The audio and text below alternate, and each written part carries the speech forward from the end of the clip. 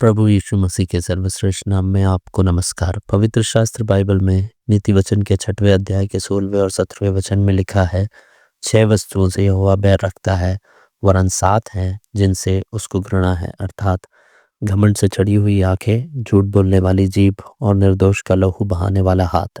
सुलेमान कहता है कि घमंड से चढ़ी हुई आंखें परमेश्वर को घृणा उत्पन्न कराने वाली प्रमुख बातों में से एक है। घमंड से चढ़ी हुई आंखों वाला मनुष्य अर्थात अभिमानी, अहंकारी, घमंडी, दम्भी, मगरूर, अकड़ू मनुष्य। मनुष्य में यह अहंकार विशेष रूप से तब आता है जब उसे बहुत ही सौंदर्य, यश, ज्ञान, धन, संपत्ति, शक्ति, सत्ता और प्रसिद्धि प्राप्त होती है।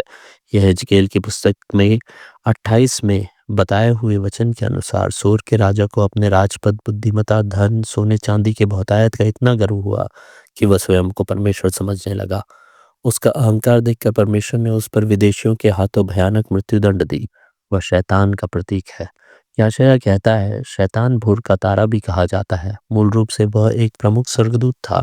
उसे बुद्धिमान और शक्तिशाली बनाया गया था। इसी घमंड में होकर वह अपने मन में कहने लगा, मैं स्वर्ग पर चढ़ूंगा, मैं अपने सिंहासन को ईश्वर के तारागण से अधिक ऊंचा करूंगा और उत्तर दिशा की छोर पर सभा के पर्वत पर विराजूंगा। मैं मेघों से भी ऊंचे ऊंचे स्थानों पर चढ़ूंगा, मैं परम प्रधान के तुल्य हो जाऊंगा। उसके इसी अहंकार के कारण परमेश्वर ने उसे नीचे गिरा दिया और उसके लिए नरक दंड निर्धारित कर दिया। उसे नीचे गिराने के बाद भी उसने अपने अहंकारी स्वभाव के कारण उन्हें पाप करने के लिए प्रेरित किया।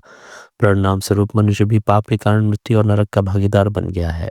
इसके विपरीत प्रभु यीशु मसीह मनुष्यों के उद्धार के लिए इतने नम्र होते हुए भी, परमेश्वर के स्वरूप में होते हुए भी, उसने दास का स्वरूप धारण किया और क्रूस पर अपमानजनक और श्रापित मृत्यु को स्वीकार कर लिया।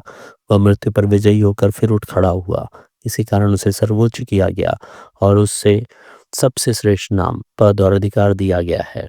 इसके लिए कि उस पर विश्वास रखकर अपनी जीभ से उन्हें प्रभु यीशु मसीह अर्थात अपने जीवन के उद्धारकर्ता और प्रभु के रूप में स्वीकार करने वाले प्रत्येक को पाप क्षमा और स्वर्गीय जीवन का लाभ प्राप्त हो।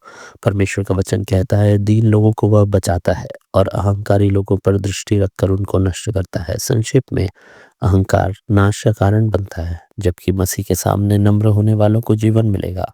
आप क्या चुनेंगे, अनंत विनाश या अनंत जीवन? सही चुनाव करने में परमेश्वर आपकी सहायता करे।